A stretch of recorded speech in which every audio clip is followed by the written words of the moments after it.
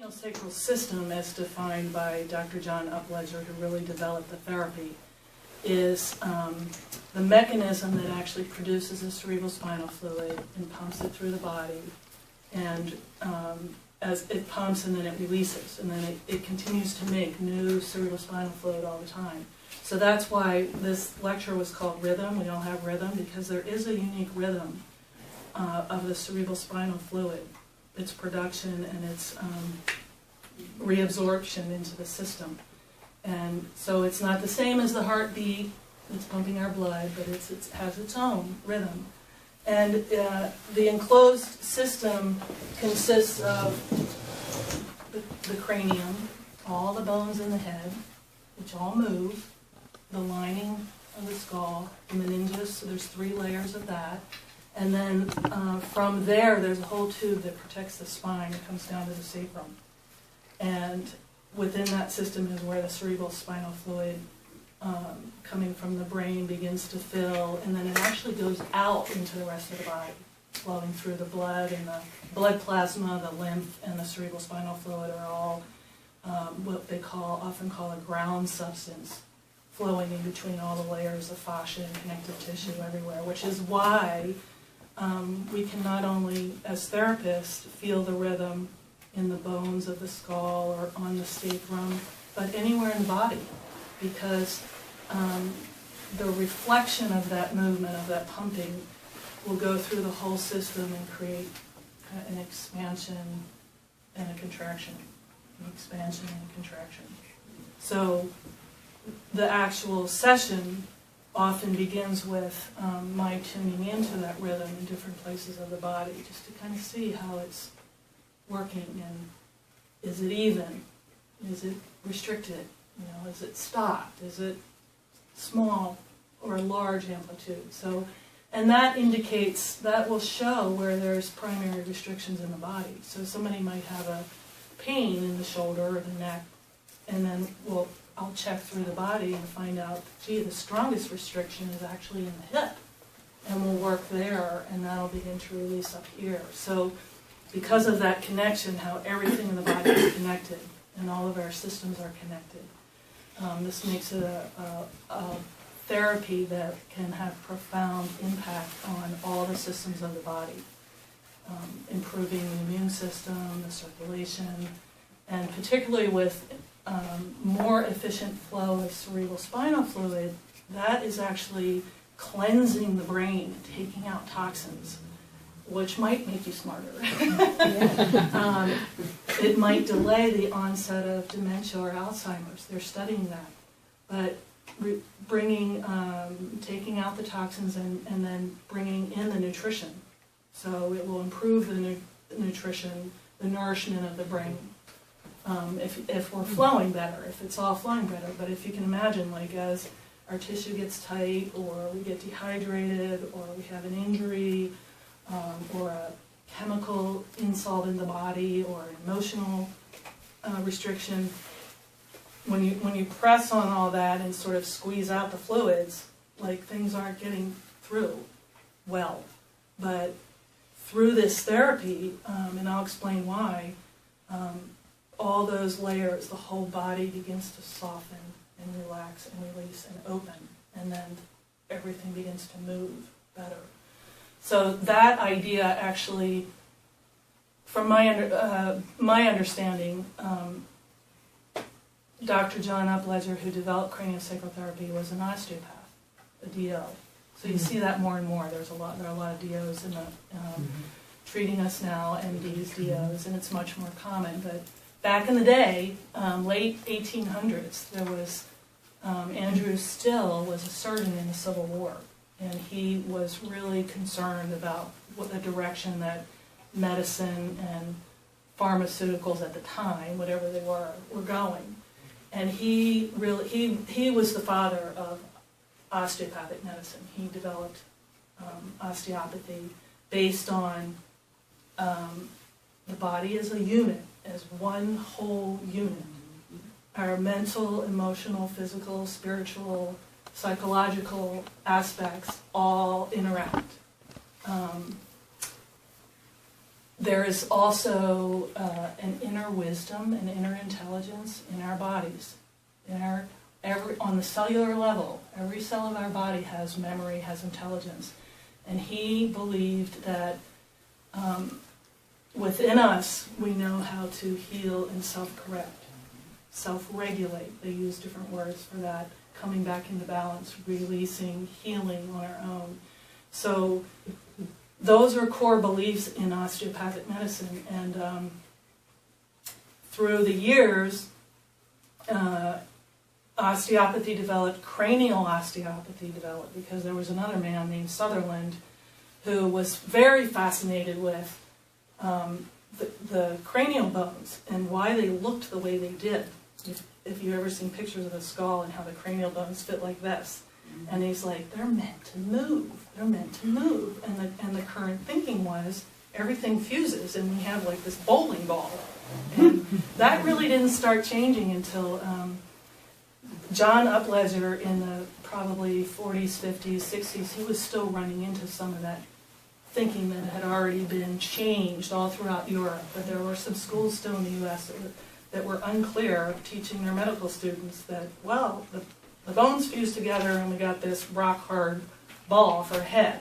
And the studies that were done, John Upledger did a lot of research and documentation at the University of Michigan at their osteopathic school on what the craniosacral system is, how it works, how the bones, he brought forward Sutherland's own testing. I think Sutherland was around in the early 1900s, and there are stories written about how he tested all his ideas on himself. So he would walk around the house with these helmets on, and he'd screw the screws in on different bones.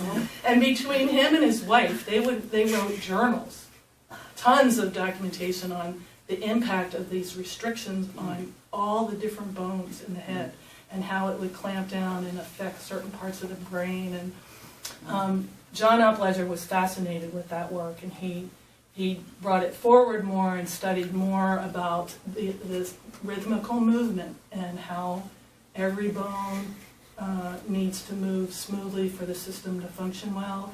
And then John Upledger really brought it forward to the world, because what he did, and in particular, he did a study with autistic children. There was a clinic back in the 80s, and they used these techniques of gentle touch, using the bones as handles to help the tissue lining of the skull and the dural tube down the spine to soften and open and release. And they documented the profound impact it had on autistic children. And then they also documented on when those therapeutic techniques were stopped, they didn't hold for ever. They didn't hold for as long as they thought they would. The children, the effects began to diminish. And so he said he made the commitment to teach this craniosacral therapy to lay people and to committed caregivers who would work with clients, patients, family members, whomever, and he would teach it in a way that it would rely on therapeutic presence and gentle hands and not medical doctor level knowledge. And he took a lot of flack for that from the osteopathic community, because the doctors at the time, the national organizations were angry with him. You know, only doctors should be doing this. And he said, well, I'm not doing cranial osteopathy. I'm doing gentle, hands-on, non-invasive touch.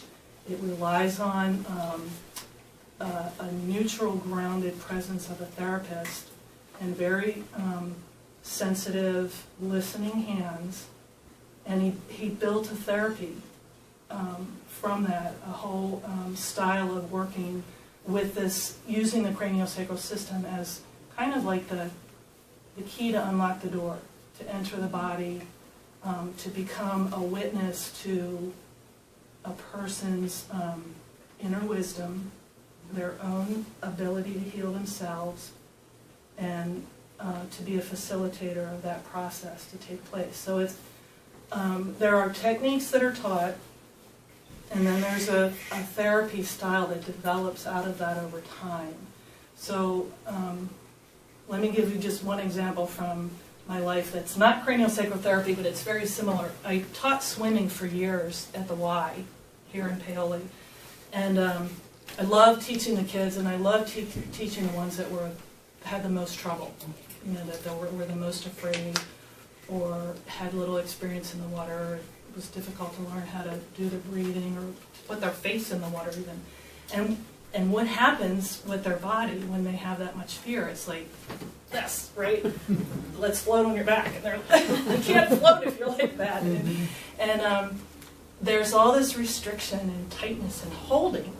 And so there's a whole process that I would go through the sound of my voice, through the way I might hold them safely in the water, you know, from lesson to lesson to lesson. There were small increments, but it was, what does the water feel like to float, but I'm still going to hold you, maternal, you know, there's a whole process to create an environment of that safety, to where the child could relax, to where they could then begin to listen, not only to me, but to their own understanding of what I was saying about moving their arms or putting their face in or turning their head. And little by little, it was really interesting to watch how fluid they would become. And then at the moments when something would click, if you've ever watched kids at different ages when something would click and the light bulb goes on and like they totally get the rhythm of it or how to turn their head and breathe and they just take off.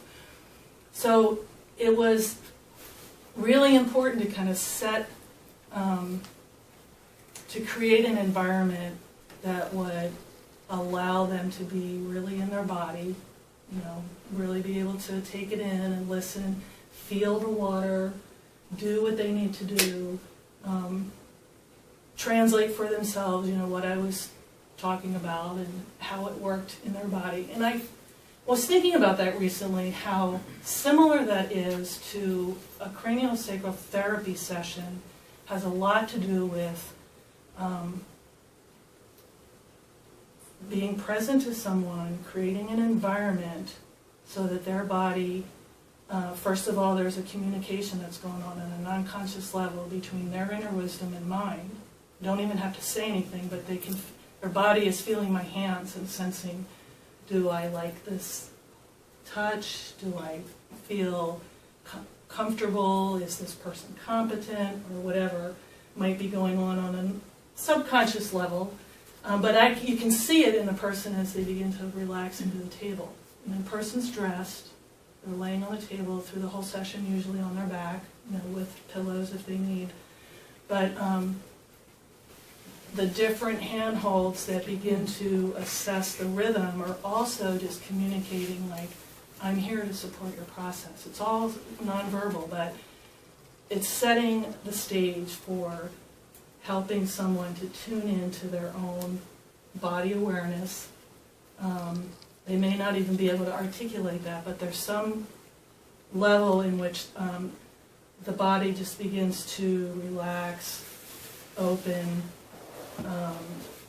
By the time I get to the head and begin to do some cranial techniques, it can be so relaxing that people usually haven't experienced what we call the craniosacral snore, which is like a little puff like that, or you know, this little catches of their breath. But it's almost asleep, but not quite. It's a place of stillness that we have become less and less familiar with in our culture and our way of living, that we don't remember how to be still. And it's really in stillness on many levels that we heal. So when the body is still, when things begin to settle, when things are able to move, there might be a twitch, there might be something that's a self-adjustment.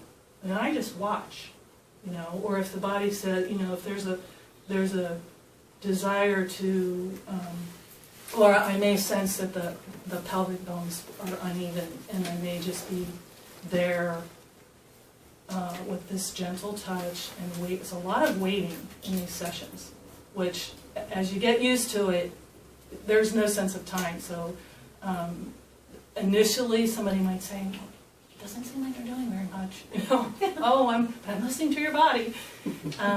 But the movement will change, there'll be heat, there'll be different kinds of movements of the tissue as things release. A lot of gurgling in the viscera because the organs will start to release or just relax. I mean, all the tightness that we walk around all day, imagine what our organs, you know, experience. But when they begin to relax, sometimes there's noises and gurgling and opening. The way that the head might feel, different bones will feel different ways to me, but I'll just hang out for quite a while until something begins to shift. Somebody might move while I'm working with them. So it can be somewhat undramatic, and yet sometimes people get off the table and call me the next day and say, well, that pain I had in my hip or my low back for the last 6 months is gone. You know, there can be some dramatic changes or shifts when the body just has a chance to release and move in its own way, in its own time, with support. So it's this combination of supporting, witnessing, listening, and then bringing in the knowledge of the techniques that will help free up temporal bones or free up the jaw when somebody has TMJ. I've been studying this since '99, and it's ongoing. There's always new courses because there's new research about the brain, there's new research about how the body heals.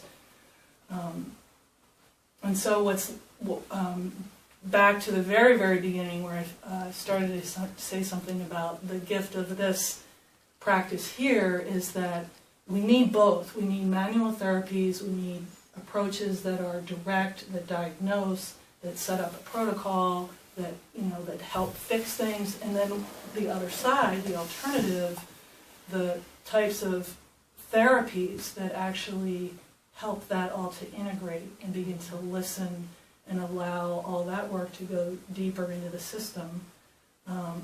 I'm finding is like just a really powerful combination. And I've had the opportunity since I've been here to be co-treating a patient with the acupuncturist, so we're in the room together, and she's placing needles, and then